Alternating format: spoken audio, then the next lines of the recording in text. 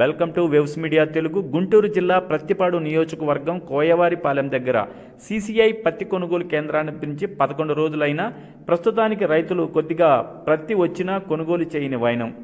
ఆందోళనలో తెల్ల బంగారం రైతులు.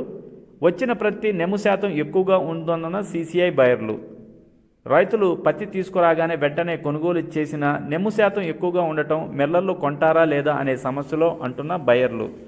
స్లాట్ బుక్ చేసుకోవాలి అంటూ రైతులకు ఇబ్బంది పెడుతున్నట్టు ఆవేదన. స్లాట్ బుకింగ్ తీసివేయాలని కోరుకుంటున్న రైతులు. ఆంక్షలు వెంటనే ఎత్తివేసి పత్తి కొనుగోలు చేయాలని రైతుల ఆవేదన.